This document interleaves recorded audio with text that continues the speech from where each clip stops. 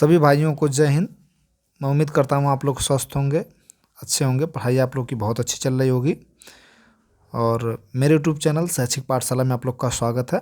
अब तक हम 54 जो हमारा सेट है उसमें से 2 सेट देख चुके हैं, तीसरा सेट हम हिंदी का देखेंगे। तो शुरू करते हैं। पहला क्वेश्चन, देदिरा का जन्म कहाँ हुआ था?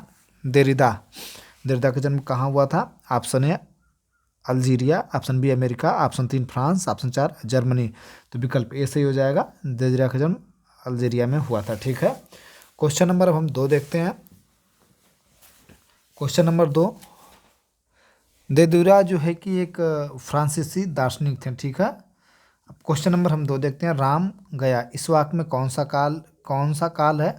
ऑप्शन है सामान्य भूतकाल, आसन भूतकाल, तीसरा पूर्व भूतकाल, अपूर्व भूतकाल। विकल्प ए से हो जाएगा क्या? सामान्य भूतकाल। ठीक है। भूतकाल के 6 भेद होते हैं, सामान्य भूतकाल, आसन भूतकाल, पूर्व भूतकाल, अपूर्व भूतकाल, संदिग्ध भूतकाल, हेतु मंद भूतकाल। तो क्या है सामान्य भूतकाल? इसमें क्या होता है? सामान्य रूप से बीते समय में कार्य के पूरे होने का बोध हो। ठीक है, जैसे राम गया। क्वेश्चन नंबर हम 3 देखते हैं। राम बहुत बहादुर है, इस वाक्य में कौन सा विशेष्य है? राम बहुत, चौथा बहादुर। तो राम बहुत बहादुर है, इसमें जो हमारा विशेष्य है, संज्ञा या विशेष्य है, वो राम है। ठीक है। बहादुर इसमें क्या विशेषण है? तो क्या पूछा है इस वाक्य में कौन सा विशेष है? तो राम। तो विकल्प 2 सही हो जाएगा। ठीक। अब ये पैराग्राफ है। 7वां क्वेश्चन हम देखते हैं। ठीक। 7वां में है कि पैराग्राफ सभी लोग कर ही लेते हैं, कोई ऐसी दिक्कत नहीं है। 7वां देखते हैं। जब किसी वाक्य की क्रिया के लिंग वचन और पुरुष कर्ता के लिंग वचन और पुरुष के अनुसार हो, तब वाक्य में कौन सा वाच्य होगा? कर्मवाच्य होगा, कृतवाच्य होगा, भाववाच्य होगा, ये सभी होंगे। 7वां का विकल्प हमारा 2 से हो जाए, कृतवाच्य होगा। कृतवाच्य देखते हैं क्या है। कृतवाच्य में वाक्य की क्रिया लिंग वचन और पुरुष कर्ता के लिंग वचन और पुरुष के अनुसार होते हैं। ठीक है। विकल्प 7 का 2 से हो जाए कृतवाच्य। क्वेश्चन नंबर हम 8 देखते हैं। 8 में क्या है? इनमें से कौन सा शब्द मूल का अनेकार्थी शब्द है? भूमि, दूसरा जड़, तीसरा पत्थर, चौथा जोड़। तो मूल का मतलब क्या होता है? जड़। ठीक है। जड़ का हम और अनेकार्थी, जड़ का विपरीत हम देख लेते हैं। ठीक। जड़ का अनेकार्थी मूर्ख हो, जड़ का हम अनेकार्थक देखेंगे ना कि विपरार्थक देखेंगे। तो जड़ का हो जाएगा मूर्ख हो जाएगा, निर्जीव हो जाएगा। ठीक। एक और है मूल हो जाएगा, जड़ का अचेतन हो जाएगा। ठीक, अचेतन। तो मूल का अनेकार्थी शब्द जड़ है और जड़ का अनेकार्थी मूल और मतलब यही सब 3 हो जाएंगे, मूल, जड़, निर्जीव, अचेतन। ठीक, अनेकार्थी शब्द हो जाएंगे। क्वेश्चन नंबर 8 का 2 हमारा सही है। क्वेश्चन नंबर 9 देखते हैं। इनमें से शुद्ध शब्द कौन सा है? तो ये आशीर्वाद, यहाँ पर र दे दिया, गलत। ये भी विकल्प इसका 3 सही है, आशीर्वाद ए सही है। ठीक है। क्वेश्चन नंबर हम 10 देखते हैं। हिंदी साहित्य के इतिहास में काल विभाजन का सर्वप्रथम प्रयास इनमें से किसने किया था? Option A Ramchandra Shukla, option B doctor Grierson. तो विकल्प बी से हो जाएगा, डॉक्टर ग्रियर्सन थे। हिंदी साहित्य के इतिहास में काल विभाजन का सर्वप्रथम प्रयास डॉक्टर ग्रियर्सन ने किया था। इनकी पुस्तक थी, इनकी पुस्तक का नाम बता देते हैं आप लोग को, the modern vernacular literature of Hindustan थी। ठीक है। क्वेश्चन नंबर हम 11 देखते हैं। 11 में क्या है? गर्दन पर सवार होना मुहावरे क्या अर्थ है? देखते हैं। पहला, गर्दन पर बैठ जाना, पीछा न छोड़ना, जान से मार देना, गर्दन दबाना। तो गर्दन पे सवार होने का अर्थ होगा पीछा न छोड़ना। ठीक है, इसका अर्थ होगा पीछा न छोड़ना। वाक्य प्रयोग हम करके देख लेते हैं। साहूकार अपना कर्ज वापस लेने के लिए मोहन की गर्दन पर सवार हो गया। ठीक है। क्वेश्चन नंबर 12 देखते हैं। 11 हमारा हो गया। रोला छंद में कितनी मात्राएं होती हैं? 28, 16, तीसरा 26, चौथा 24। तो रोला क्या है? रोला छंद होता है, उसमें 24 मात्राएं होती हैं। विकल्प हमारा 4 से हो जाएगा। एक बार देख लेते हैं इसका। रोला सममात्रिक छंद है, इसके विषम चरण में 11 मात्राएं और सम चरणों में 13 मात्राएं होती हैं। 11वीं और 13वीं मात्रा पर यति होता है। ठीक है। इस प्रकार रोला छंद में 24 मात्राएं होती हैं। ठीक। क्वेश्चन नंबर हम 13 देखते हैं। 13 में क्या है? इनमें से पंडित में प्रयुक्त प्रत्यय कौन सा है? तो पंडित में प्रयुक्त प्रत्यय यह होगा हमारा, विकल्प इसका ए सही हो जाएगा। वे शब्दांत जो शब्दों के अंत में जुड़कर अर्थ परिवर्तन कर देते हैं उन्हें प्रत्यय कहते हैं। ठीक है, यह प्रत्यय लगा। ठीक। क्वेश्चन नंबर हम 14 देखते हैं।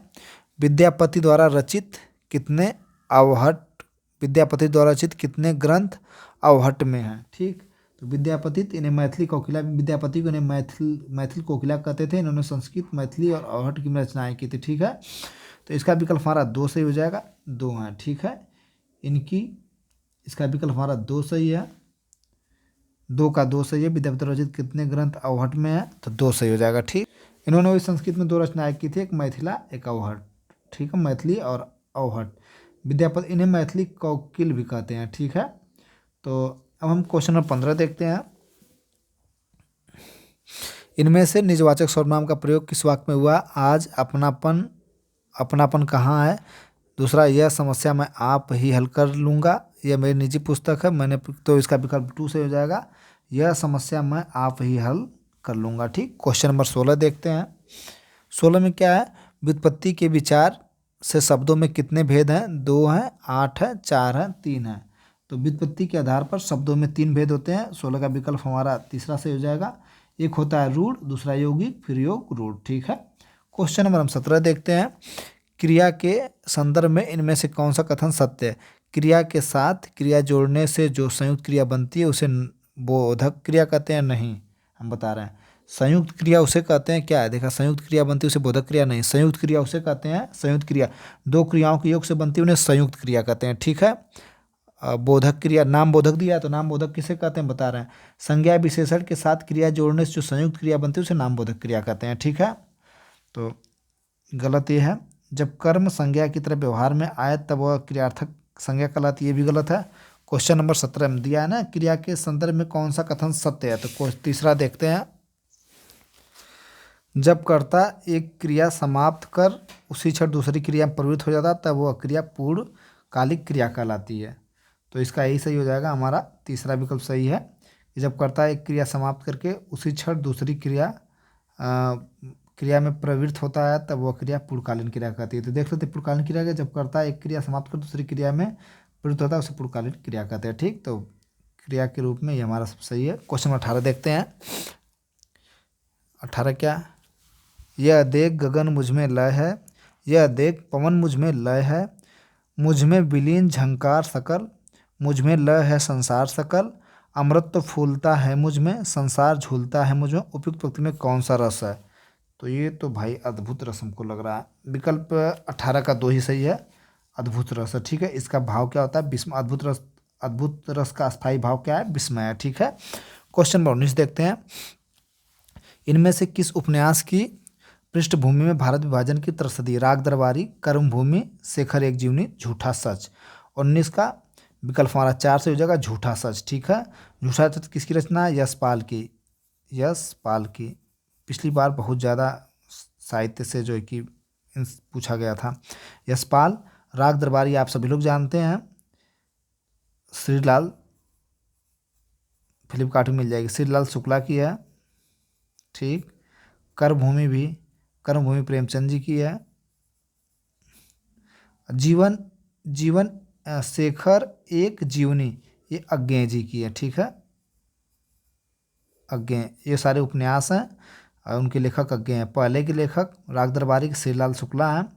ठीक, कर्मभूमि के प्रेमचंद हैं, शेखर एक जीवनी अज्ञेय हैं, झूठा सच के यशपाल हैं। ठीक है, तो 19 का विकल्प हमारा 4 सही हो जाएगा। क्वेश्चन नंबर 20 देखते हैं। इनमें से कौन सी बोली आकार बहुलाय है? ब्रजभाषा है, गढ़वाली है, कौरवी है, भोजपुरी है। तो विकल्प इसका 3 से हो जाएगा, कौरवी। ठीक है, कौरवी बोली आकार बहुलाय, कौरवी बोली खड़ी बोली में आती है, दिल्ली में भी ये बोली जाती है। ठीक, क्वेश्चन नंबर 21 देखते हैं। इनमें से किस वाक्य में क्रियार्थक संज्ञा का प्रयोग हुआ? टहलना स्वास्थ्य के लिए अच्छा है, मैं खा कर सोऊंगा और राधा बहुत तुतलाती है, गुर्जरों ने लड़ाई लड़ी। तो विकल्प इसका ये सही हो जाएगा, क्या? टहलना स्वास्थ्य के लिए बहुत अच्छा है। क्रिया का अर्थ देने वाला शब्द क्रिया के रूप में होते हुए संज्ञा का अर्थ देता है। ठीक, तो क्रियार्थक संज्ञा का प्रयोग इसी में अच्छे से हुआ है। ठीक, क्रियार्थक संज्ञा का प्रयोग इसमें हुआ है, टहलना स्वास्थ्य के लिए अच्छा है। ठीक, क्वेश्चन नंबर 22 देखते हैं। विकल्प हमारा ये सही है 21 का। 22 देखते हैं। इनमें से कौन सा शब्द समास का विपरार्थक है? इनमें 23 पढ़ दिए, 22 देखना। उपमा अलंकार के सर्वाधिक प्रयोग के लिए इनमें से कौन से कवि अधिक प्रसिद्ध हैं? उपमा अलंकार के सर्वाधिक प्रयोग के लिए इनमें से कौन से कवि प्रसिद्ध हैं? क्वेश्चन 22 का माघ, बी कालिदास, वाल्मीकि, चार भास। विकल्प इसका बी सही हो जाएगा, मतलब विकल्प 2 सही हो जाएगा, कालिदास। महाकवि कालिदास संस्कृत में काव्य रचना करते थे, उन्होंने उपमा अलंकार का सर्वाधिक प्रयोग किया था। ठीक है, अब कालिदास की हम रचनाएं देख लेते हैं। रघुवंश, मेघदूत, ठीक, अभिज्ञान शाकुंतलम। ठीक है,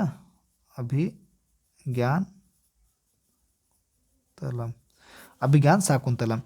क्वेश्चन नंबर 23 देखते हैं, इनमें से कौन सा समास का विपरार्थक है? तो समास का विपरार्थक व्यास होगा। इनमें से कौन सा समास का विपरार्थक है? तो विकल्प से हो जाएगा व्यास। ठीक है, अब विच्छेद का विपरार्थक संधि हो जाएगा। ठीक, क्वेश्चन नंबर 24 देखते हैं। क्वेश्चन नंबर 24 में क्या है? अपरमेय किस वाक्यांश के लिए प्रयुक्त शब्द है? क्या है? अपरमेय किस वाक्यांश के लिए प्रयुक्त शब्द है? जो प्रमाण से सिद्ध न हो सके, जो अवश्य होने वाला। अप्रमेय किस वाक्यांश के लिए प्रयुक्त शब्द है? तो विकल्प हो जाएगा जो प्रमाण से सिद्ध न हो सके। ठीक है, क्वेश्चन नंबर हम 25 देखते हैं।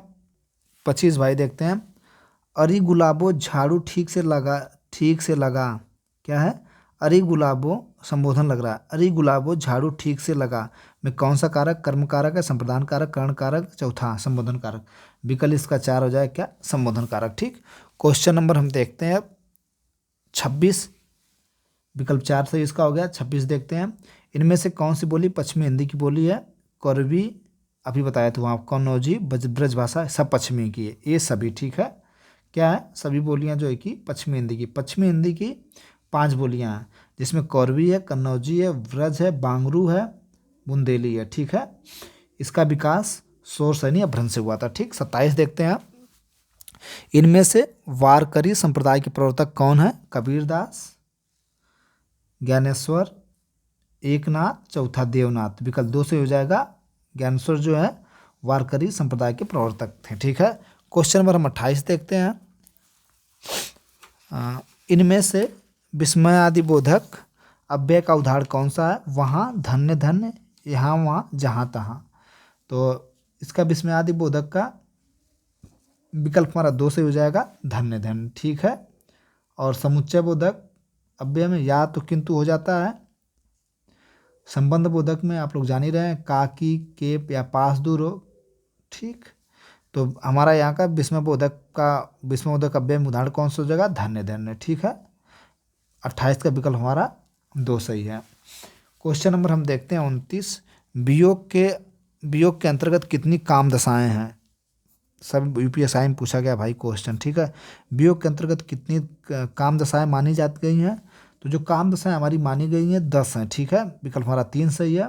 10 को हम आपको बताते हैं, विकल्प हमारा 3 सही है, 10 हैं। ठीक है, पहला अभिलाषा, दूसरा स्मरण, तीसरा उद्वेग, चौथा उन्माद, पांचवा जड़ता, छठवां चिंता, सातवां गुण, आठवां प्रलाप, नौवां व्याधि, 10वां मरण। ठीक है, 10 मानी गई हैं काम दशाएं। क्वेश्चन नंबर 30 देखते हैं, प वर्ग का उच्चारण स्थान क्या है? तो प वर्ग ओष्ठ से। विकल्प हमारा 4 सही है। प वर्ग किससे होगा? ओष्ठ से होगा। ठीक है, क्वेश्चन नंबर हम 31 देखते हैं, सफ़ेद कमीज में कौन सा विशेषण है? परिणाम गुणवाचक विशेषण इसमें है। विकल्प 3 से हो जाएगा हमारा, गुणवाचक विशेषण है सफ़ेद कमीज में। ठीक है, गुणवाचक विशेषण का मतलब वस्तु के रंग, गुण, दोष, आकार, दशा, दिशा, स्वर, गंध आदि ये सब मतलब हो जाएंगे। ठीक, क्वेश्चन नंबर हम 32 देखते हैं, 2010 में साहित्य अकादमी पुरस्कार इनमें से किस रचनाकार को मिला? गोविंद मिश्र को, कैलाश वाजपेयी को, काशीनाथ सिंह को। विकल्प 4 से हो जाएगा, उदय प्रकाश को 2010 में साहित्य अकादमी पुरस्कार मिला था। ठीक है, क्वेश्चन नंबर ये देख लीजिए, बहुत मतलब ध्यान से देखिएगा, इंपॉर्टेंट भी है। मलबे का मालिक कहानी के रचनाकार, मलबे का मालिक कहानी के रचनाकार इनमें से कौन है? मोहन राकेश है, दूधनाथ सिंह है, ज्ञान रंजक है, राजेंद्र यादव है। तो इसका मलबे के मालिक जो हो जाएगा मोहन राकेश हो जाएंगे।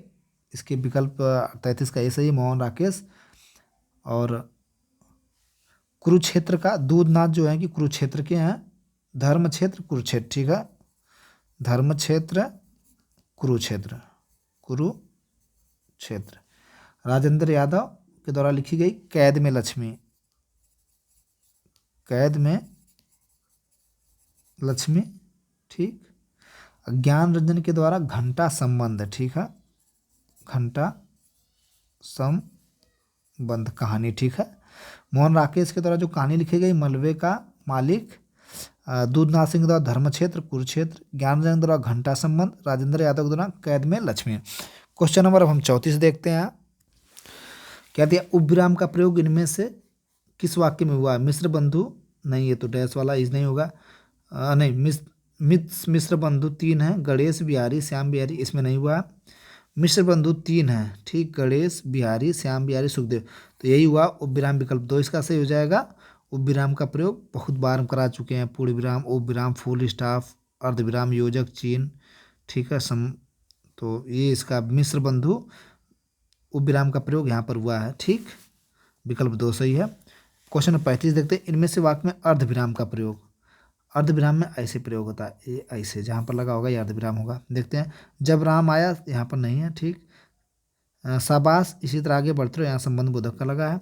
आलस्य मनुष्य का शत्रु है, इससे दूर रहो, यही है। 35 का विकल्प 3 सही है, क्या, आलस्य मनुष्य का शत्रु है, ठीक। क्वेश्चन नंबर हम 36 देखते हैं। जिस समास में दोनों पद प्रधान हो तथा जिसमें समुच्चय अव्यय का लोप कर दिया जाए उसे क्या कहा जाता है? बहुव्रीहि समास कहा जाता है, द्वंद्व समास, कर्मधारक समास, द्विगु समास तो हो जाएगा, द्वंद्व समास कहा जाता है, ठीक है। क्वेश्चन नंबर 37 देखते हैं। भारत में संवैधानिक रूप से हिंदी का स्वरूप राष्ट्रभाषा का, विश्व भाषा का, राजभाषा का, मातृभाषा का। 37 का विकल्प नंबर 3 हो जाएगा, राजभाषा का, ठीक है। इनमें से कौन सा शब्द इंद्र का पर्यायवाची नहीं है? जी मूतवाहन, दूसरा वासन, तीसरा शक, चौथा पुलमोजा। तो जो पुलमोजा है ये तो इनका है, क्या नाम, इंद्र की पत्नी को पुलमोजा, ठीक है। और इसका विकल्प यही पूछा ना, इंद्र का पर्यायवाची नहीं है। क्वेश्चन नंबर 38 का इसका विकल्प जो है कि इसमें नहीं पूछा है, ठीक है, तो हमने सही पढ़ा। पुलमोजा जो है वो इंद्र की पत्नी थी, ठीक, तो ये पुलमोजा जो है कि इंद्र की पत्नी का, और इंद्र का जो पर्यायवाची जी मूत वाहन भी है, वासन भी है, शक भी है, ठीक है। पुरधर भी, सचिपति, शक, जी मूत वाहन, वासन, ठीक है। ये सब इंद्र के पर्यायवाची हैं। जो इंद्र का पर्यायवाची नहीं है वो पुलमोजा इंद्र का पर्यायवाची नहीं है, ठीक है। क्वेश्चन 38 का विकल्प 4 मार्क सही है। क्वेश्चन बता, ऐसा फूल जो खिला ना हो उसके लिए उपयुक्त शब्द क्या है? मुकुल, विकल्प ही हमारा सही है। ऐसा फूल जो खिला ना उसे मुकुल कहते हैं। क्वेश्चन नंबर 40 देखते हैं। क्या है, इनमें से कौन भरतेंदु युग के रचनाकार नहीं है? रामचंद्र शुक्ल, प्रताप नारायण मिश्र, प्रेमाघन, सितारे हिंद भरतेंदु युग के रचनाकार नहीं है, मतलब उनके समकालीन। भरतेंदु युग के रचनाकार प्रताप नारायण मिश्र, विकल्प हमारा ए से हो जाएगा, रामचंद्र शुक्ल, ठीक है। भरतेंदु युग के रचनाकार नहीं है, रामचंद्र शुक्ल। 40 का विकल्प हमारा ए सही है, ठीक। भरतेंदु युग के रचनाकार उसमें हम बता रहे हैं प्रताप नारायण मिश्र थे, प्रेमघन थे, सितारे हिंद भी थे। ये रामचंद्र शुक्ल नहीं है, ठीक है। क्या है, इनमें से कौन भरतेंदु के रचनाकार नहीं है? तो रामचंद्र शुक्ल। 40 का विकल्प ऐसे ही हो जाएगा। प्रैक्टिस सेट नंबर 3 समाप्त हुआ। Thank you.